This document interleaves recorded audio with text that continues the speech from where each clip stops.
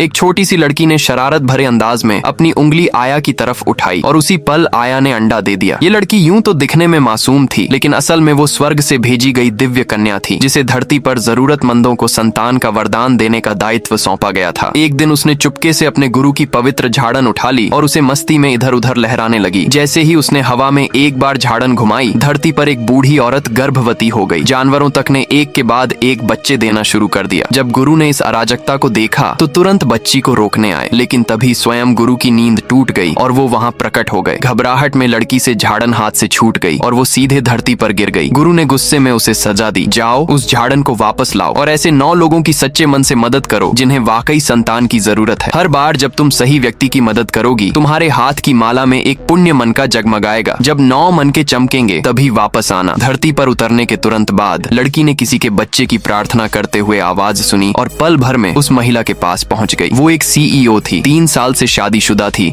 लेकिन अब तक मां नहीं बन सकी थी। लड़की ने उसके गर्भ के चारों ओर काली ऊर्जा देखी। उसने झट से एक मंत्र पढ़ा और वो सारा अंधकार पल में गायब हो गया। लड़की ने कहा, मैं संतान देने वाली परी हूँ, तुम्हें बांझ बनाने के पीछे किसी की बुरी नीयत है। सीईओ को उस पर भरोसा नहीं हुआ, लेकिन उम्मीद और बेबसी के चलते उसने लड़की को गोद लेने का फैसला कर लिया। जब बच्ची उसके घर पहुंची तो देखा घर के चारों ओर जहरीली हवा भरी थी। उसने एक और मंत्र पढ़ा और वो माया भी छंट गई। घर के अंदर उसे 2 जुड़वा आत्माएं हवा में मंडराते हुए दिखीं, जो सीईओ की कोख में जन्म लेने आई थीं, लेकिन कोई उन्हें अंदर नहीं जाने दे रहा था। लड़की ने तय किया कि वो इन आत्माओं की मदद करेगी और उन्हें अपनी माँ के गर्भ में पहुंचाएगी। तभी आया और सास वहां आ धमकी। दोनों ने न सिर्फ सीईओ की बेइज्जती की, बल्कि लड़की को गोद लेने पर भी ताने मारे। ये सुनकर लड़की का गुस्सा फूट पड़ा। उसने फिर से उंगली उठाई और आया ने वहीं अंडा दे दिया। उसने कहा, तुम्हारे भाग्य में संतान का सुख लिखा है, लेकिन ये आया, इसके पैरों से एक आत्मा लिपटी हुई है जो लगातार रो रही है। आया के पांव कांपने लगे, चेहरा सफेद हो गया। फिर लड़की ने सीईओ से नजरें मिलाकर कहा, 3 महीने के अंदर तुम अपनी संतान खुद अपनी कोख से जन्म दोगी।